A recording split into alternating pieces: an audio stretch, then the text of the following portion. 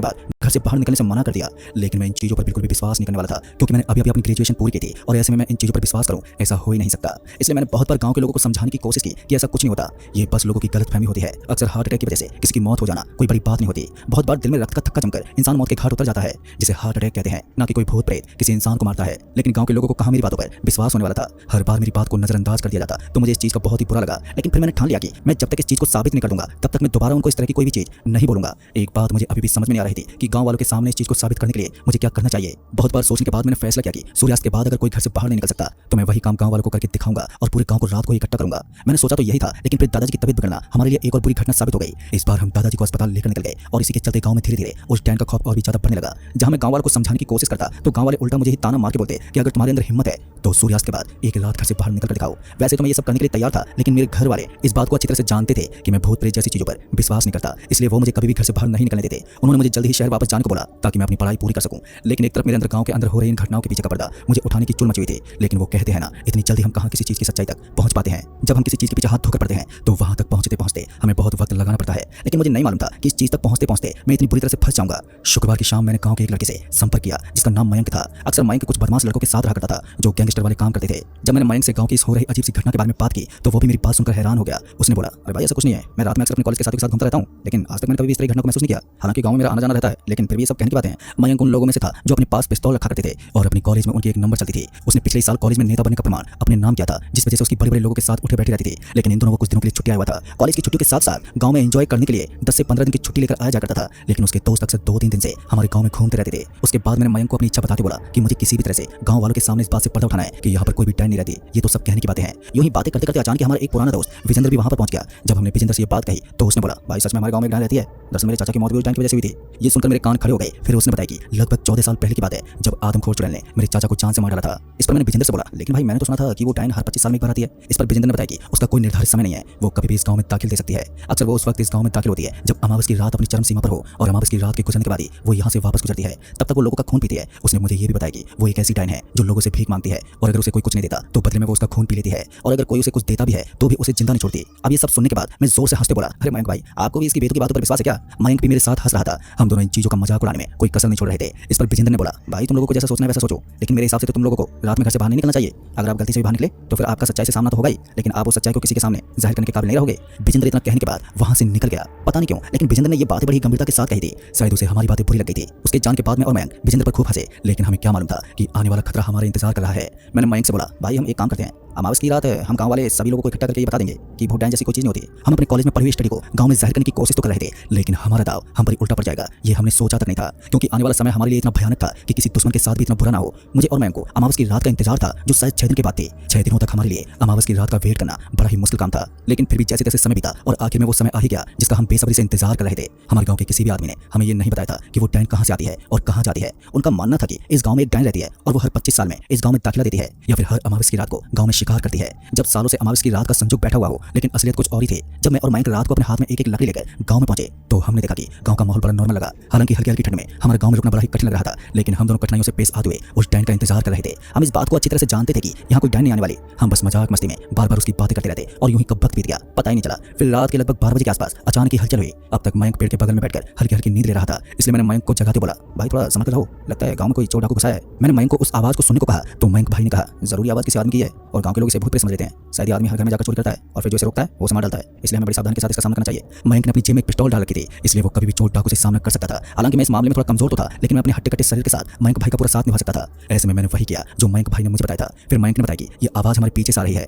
और हमारे पीछे की तरफ गांव का इकलौता रेलवे स्टेशन था। एक समय में जब इस गांव में डैन का खौफ नहीं हुआ करता था तब गांव के काफी लोग ट्रेन को देखने के लिए स्टेशन पर जाया करते थे, लेकिन अब तो गांव शमशान की तरफ बन गया। मैं और मयंक हम दोनों मिलकर उस रेलवे स्टेशन की तरफ बढ़ने लगे जिस तरफ से ये आवाज आ रही थी। बहुत देर तक इधर उधर घूमने के बाद भी हमें कोई नजर नहीं आ रहा था और यूं ही भटकते भटकते हम कब रेलवे स्टेशन पर पहुंच गए हमें पता ही नहीं चला। हर रोज रात को लगभग 1 बजे के आसपास यहाँ से ट्रेन गुजरती थी। तभी हमने सोचा कि अब तो हम ट्रेन को देखकर ही यहाँ से लौटेंगे, इसलिए हम वहीं स्टेशन पर बैठ गए। मयंक भाई को नींद ने बेबस कर रखा था। वो जहाँ भी बैठते उसे नींद के झोंके आने लगते और इधर मैं अकेला ही गांव में निगरानी रखता। मैंने गांव की हर एक चीज को बड़े ध्यान से देख लिया था ताकि गांव वालों को सुबह होते ही इस चीज का सबूत मिल जाए कि रात को भी लोग गांव में भटक सकते हैं और जो नेगेटिव विचार वो सोचते रहते हैं ऐसा यहाँ पर कुछ भी नहीं होता। इससे पहले कि मैं भी बेफिक्र होकर आराम से सोने के लिए एक बेंच पर बैठता कि अचानक ही मेरी नजर ट्रेन की पटरियों पर पड़ी तो तो मैंने देखा कि सामने से कोई इधर आ रहा था। उसने लाल रंग के कपड़े पहने हुए थे। ये देखते मेरी आंखें बड़ी बड़ी हो गई। तो मैंने पहले तो मयंक भाई को जगाया और फिर उसी दिशा में अपना हाथ करते हुए बताया कि मैंने उस तरफ से किसी को आता हुआ देखा। मेरी बात सुनकर मयंक हैरान होते बोला, अरे भाई पागल है क्या, इतनी रात को भला कौन रेलवे स्टेशन पर टहलेगा। मैंने मयंक को इतना तो बता दिया था कि उसने लाल रंग के कपड़े पहने हुए थे, लेकिन मयंक को मेरी बातों पर विश्वास ही नहीं हो रहा था। इससे पहले कि वो वापस सोने के लिए जाता कि इस बार मैंने उसे कहा, भाई इस बार तुम नींद मत लेना, वो आदमी या फिर वो इंसान यहीं पर तुम्हें घूमता हुआ नजर आएगा। इस बार मयंक ने भी हामी भरी और फिर हम दोनों चौकन्ने होकर वहीं रेलवे स्टेशन के इधर उधर घूमने लगे।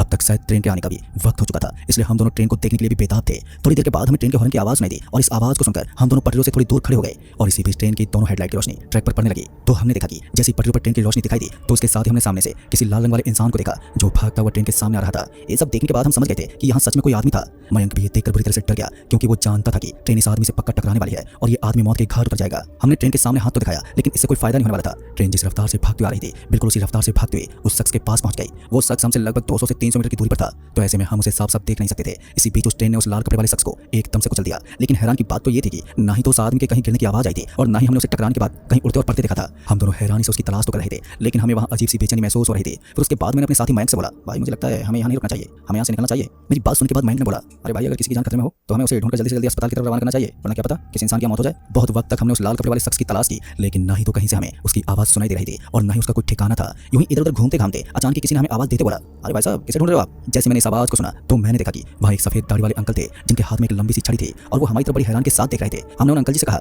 अरे अंकल जी आप अभी लाल रंग के कपड़े पहने हुए थे क्या। हमारी बात सुनकर उसने अपनी गर्दन हिलाई और ना में जवाब दिया। फिर हमने उसे पूरी बात बताई। हमारी बात सुनने के बाद उन्होंने कहा, मुझे लगता है इस गांव के सबसे बड़े बेवकूफ तुम दोनों ही हो। अक्सर बड़े बुजुर्गों की बात पर विश्वास न करना हमारे लिए बड़ा खतरा साबित हो सकता है और शायद तुम लोगों ने खुद ही अपनी मौत को बढ़ावा दिया है। उस आदमी की बेतुकी बातें सुनकर मैं बड़ी हैरान के साथ उसकी तरफ देखने लगा। धीरे धीरे मेरी हल्की सी टॉर्च की रोशनी उसके कदमों पर चली गई और जैसे मैंने उसके कदमों को पीछे की तरफ मुड़ा हुआ देखा तो मेरा दिमाग ही हिल गया। आज तक जो चीज विज्ञान के लिए एक मजाक थी वो हकीकत में मुझे अपने सामने नजर आ रही थी। उसके बाद मैंने मयंक भाई को बोला, भैया जरा इसके पैरों को तो देखो। मैंने मयंक को बड़ी हल्की आवाज में बताया था। फिर उसने भी जैसे उसके कदमों की तरफ देखा तो उसकी भी आंखें फटी की फटी रह गई। दरअसल मेरे साथी मयंक ने अचानक अपनी पिस्तौल बाहर निकाली और उसे रिलोड करने लगा, पर मैं इस बात से अच्छी तरह से वाकिफ था कि इस नकारात्मक शक्ति पर गोली चलाने का कोई फायदा नहीं होने वाला। जितनी तैयारी इस वक्त मयंक अपनी बंदूक में गोली डालने का काम कर रहा था उतनी तैयारी अगर हम यहाँ से भागने की करते तो शायद जिंदा बच जाते। अभी मैं यही सोच रहा था कि मैं यहाँ से किस तरह से भागूं कि अचानक उस आदमी ने कहा, तुम दोनों को चिंता करने की जरूरत नहीं है, मैं तुम्हें कोई नुकसान नहीं पहुंचाऊंगा, लेकिन मेरी एक बात अच्छे से समझ लेना, तुम जिस डायन का पीछा करते करते यहाँ पहुंचे हो वो डायन मेरी ही बीवी है। अब ये सुनने के बाद हम दोनों के होश उड़ गए। हमारे पांव किसी बर्फ की सिल्ली की तरह जम गए थे। उस आदमी ने अपनी बातों को जाहिर करते बोला, लेकिन पिशाच होने के बावजूद मैंने आज तक किसी का कोई नुकसान नहीं पहुंचाया, उल्टा मेरी बीवी ने मरने के बाद मुझे भी मौत के घाट उतार दिया था। तब से मेरी आत्मा यहीं पर भटकती रहती है। तभी मेरे साथी मयंक ने बोला, लेकिन अंकल जी उसने आपको क्यों मार डाला। इससे पहले कि हमारी बात पूरी हो पाती कि अचानक हल्की हल्की हवा ने हम सभी को अपनी गिरफ्त में ले लिया। तभी उस आदमी ने बोला, अरे लगता है वो आ रही है, तुम दोनों को जल्द से जल्द कहीं छुप जाना चाहिए वरना वो तुम्हें भी मार देगी। इस पर मयंक ने बोला, लेकिन उससे सामना करने का कोई तो रास्ता होगा। इस पर उसने बताया कि तुम्हें अपनी बंदूक के अंदर सोने की गोली डालनी होगी, यानी कि सोने की कोई ऐसी चीज बारूद की जगह डालनी होगी, वही उसके आर पार हो सकती है और उसी से तुम उसका केवल सामना कर सकते हो। उसे मारना असंभव है क्योंकि उसकी रूह बहुत ही ज्यादा शक्तिशाली है। उसकी बात सुनने के बाद हम दोनों ने अपनी गर्दन हिलाई तो उसने बताया कि 25 सालों से जो ताकत एक एक दिन का इंतजार करती है वो 25 सालों में इतनी ताकतवर हो जाती है कि वो अपनी ताकत से पूरे गांव को 1 मिनट में तबाह कर सकती है। लेकिन उस औरत का गांव के साथ थोड़ा लगाव है इसलिए वो अभी तक चुप है, वरना अब तक ये गांव शमशान घाट में बदल जाता। Great choices for the great you. Open your free DMAT account with Angel One.